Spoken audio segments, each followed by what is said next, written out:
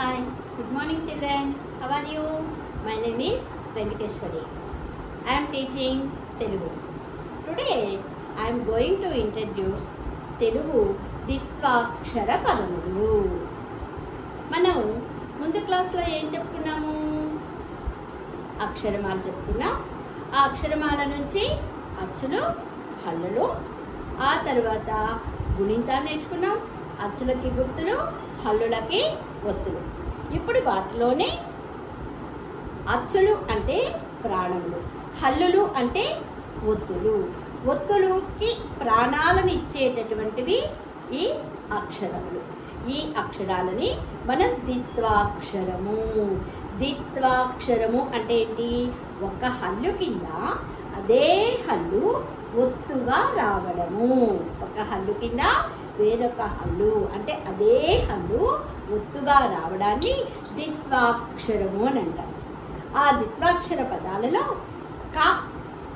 కావత్తు, గావత్తు గురించి మనం ముందు క్లాస్లో నేర్చుకున్నాం. ఈరోజు చావత్తు, జావత్తు మీద ద్విత్వాక్షర పదాలని నేర్చుకున్నాం. ఆ చావత్తు, జావత్తు పదాలేంటో చూద్దాం. ఓకేనా?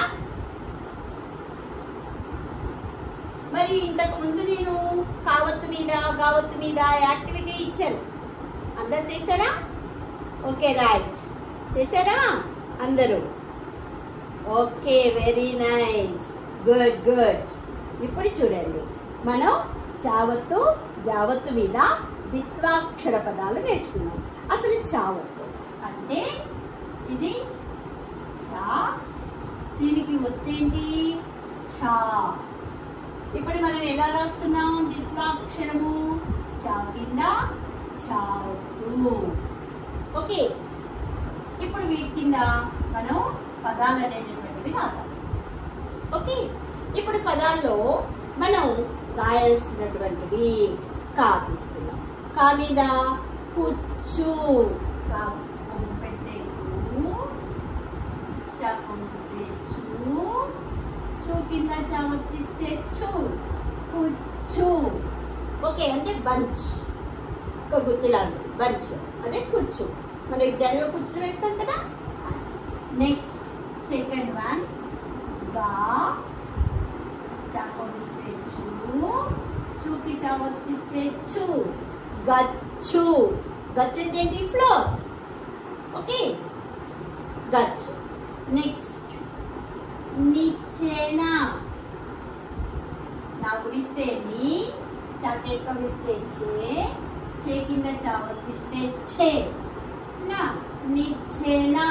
మన ఇంట్లో అందరం కూడా అటక మీద ఉన్నటువంటి సామాన్లు ఎంచుకోవాలంటే ల్యాడర్ ఉపయోగిస్తూ ఉంటారు కదా, అది నిచ్చెన. అలానే మా చా, చాకి చావత్తిస్తే చా, మచ్చ. మీ అందరికీ కూడా బర్త్కి మచ్చలు చూస్తూ ఉంటారు కదా, మనకి సర్టిఫికెట్స్లో వాటిలో వేస్తూ ఉంటాం. డాట్స్, బ్లాక్ డాట్స్ ఇలాంటివి వస్తూ ఉంటాయి.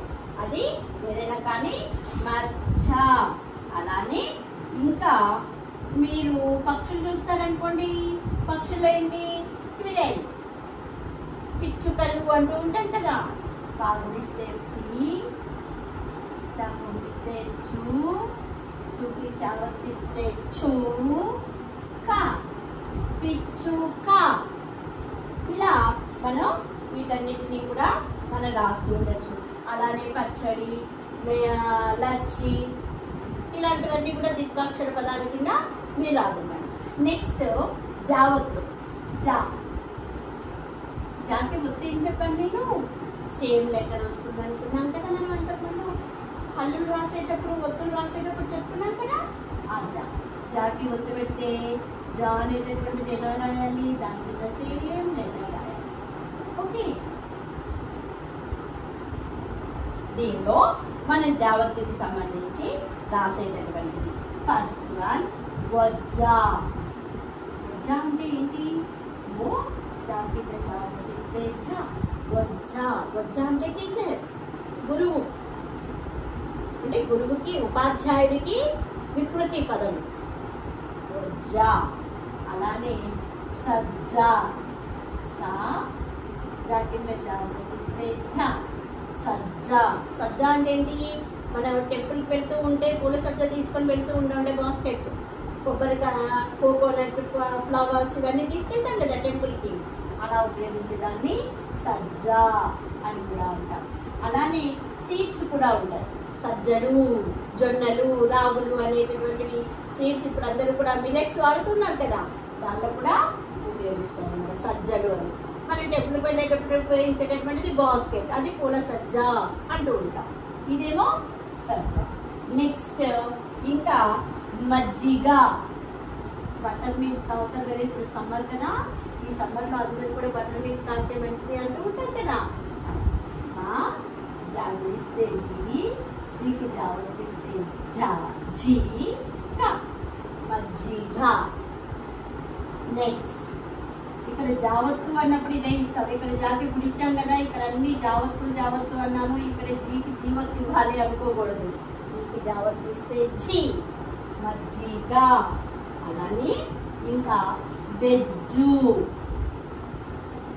వెజ్ అనగానే నాన్ వెజ్, వెజిటేరియన్ అనుకోకూడదు. వెజ్జు అంటే వైద్యుడు. డాక్టర్ ఉంటారు కదా, ఆ డాక్టర్ని వైద్యుడు అంటారు తెలుగులో. దానికి వికృతి పదము వెజ్జు. వెజ్జు అంటే ఏంటి? డాక్టర్. వాక్యం కవిస్తే వే, జా కవిస్తే జూ, జూ కింద జావత్తిస్తే జూ, వెజ్జు. అలానే మన ఇంట్లో పిల్లల్ని, చిన్న పిల్లలు ఉంటారు, ఆ స్మాల్ కిడ్స్ కనిపిస్తే బుజ్జి అంటూ ఉంటారు కదా, వాకిస్తే ఊ, వాకి కొమ్ము, జాకి గుడి, జావత్, బుజ్జి. ఇప్పుడు చూడండి ప్రొనౌన్సియేషన్. ప్రతి లెటర్ కూడా ప్రొనౌన్సియేషన్తోనే చదవాలి. చదివితేనే మనం రాయగలుగుతాం. ఇవన్నీ కూడా ఒక హల్లు కింద అదే హల్లు ఒత్తుగా వచ్చింది కాబట్టి దీనిని ఏమంటున్నాము? ద్విత్వాక్షరము. ఏమంటున్నాము? ద్విత్వాక్షరము. ఈ ద్విత్వాక్షర పదాలని మనం ఇప్పుడు చూద్దాం. కాకమిస్తే కు, చాకమిస్తే చూ, చూ కింద చావత్తు పెడితే చూ, కుచ్చు. గా చాకమిస్తే చూ, చూ కింద చావత్తిస్తే చూ, గచ్చు. నా గుడిస్తే నీ, చాకెక్కమిస్తే చే, చే కింద చావత్తిస్తే ఛే, నా నిచ్చేనా. మాకి చూసారా స్మాల్ జీరో గుర్తించాలి. అలానే పెద్దది పెట్టకూడదు, బిగ్ సైజులో పెట్టకూడదు. పెడితే ఏమవుతుంది? అక్షరము యా అనే అక్షరం అయిపోతుంది. కాబట్టి రాసేటప్పుడు నీట్గా రాయాలి. మా అనేటటువంటిది ఇలా రాసినాక చక్కగా ఇక్కడి నుంచి తలకట్టిస్తే అక్షరం కూడా నీట్గా వస్తుంది అనమాట. కాబట్టి స్మాల్ జీరో. మా చా కింద చావత్తిస్తే ఛ, మచ్చ. పాకి గుడి పెడితే పి, చాకొస్తే చూ, చూకి చావత్తిస్తే చూ, కా, పిచ్చుక. అలానే జావత్తు. ఓ చా కింద జావత్తిస్తే ఝ, ఓ జా. సా జా కింద జావత్తిస్తే ఝ, సజ్జ. మా జాగుడిస్తే జీ, జీకి జావత్తిస్తే ఝీ, గా మజ్జిగా. వాకేత్వమిస్తే వే, చాకొమిస్తే జూ, జూకి జావత్తిస్తే ఝూ, వెజ్జు. వాకొమిస్తే ఊ, జాగుడిస్తే జీ, జీకి జావత్తిస్తే జీ, బుజ్జి. ఓకే, ఇప్పుడు మీరు యాక్టివిటీ కింద ఏం చేస్తారు అంటే కొన్ని వర్డ్స్ రాయాలి.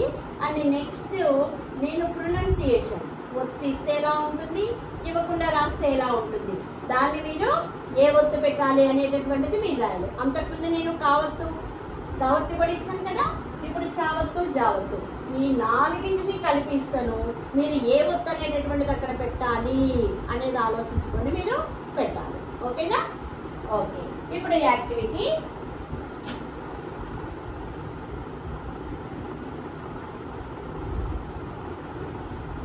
ఏం చేయాలి? చావత్తు మీద 1 2 3 ఒక 4 రాయాలి. అలానే జావత్తు మీద ఒక 4 రాయాలి. ఇప్పుడు కావత్తు, గావత్తు, చావత్తు, జావత్తు మీద మీరు ఒత్తులు అనేటటువంటిది ఎలా పెడతారు అనేది. ఫర్ ఎగ్జాంపుల్ హూ డాష్, ఇక్కడ ఏ ఒత్తు పెడితే అక్షరం ఫిలప్ చేస్తారు. చావత్తైనా పెట్టచ్చు, కావత్తుదైనా పెట్టచ్చు, మీ ఇష్టం. కుక్క రాస్తారా, కుచ్చు రాస్తారా, ఏదైనా సరే ఒక ఒత్తు అనేది ఉపయోగించుకుంటూ వెళ్ళాలి.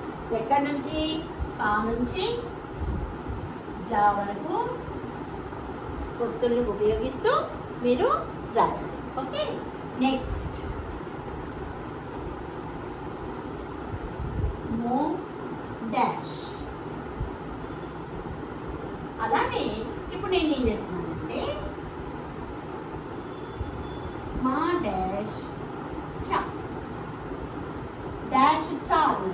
ఈ ముందు మీరు ఏం పెడతారు? ఇప్పుడు ఇచ్చినటువంటి వాటిలో పెట్టుకోవచ్చు, లేదా మీరు కొత్త రకంగా ఏదన్నా అయితే ఏ అక్షరం అయితే అక్షరం పెట్టకూడదు, మీనింగ్ ఉండాలి.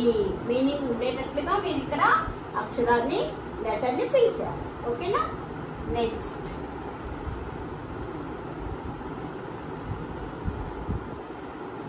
డాష్ జీ డాష్, అక్కడ ఏం పెడతారో మీరు పెట్టుకోవాలి. నెక్స్ట్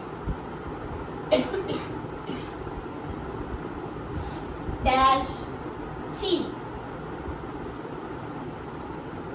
అంటే ఇక్కడ జాగుడిందానికి సంబంధించి ఇచ్చాను కదా అని ఇక్కడ ఇవ్వక్కర్లేదు, ఏదైనా సరే మన ఇష్టం. నెక్స్ట్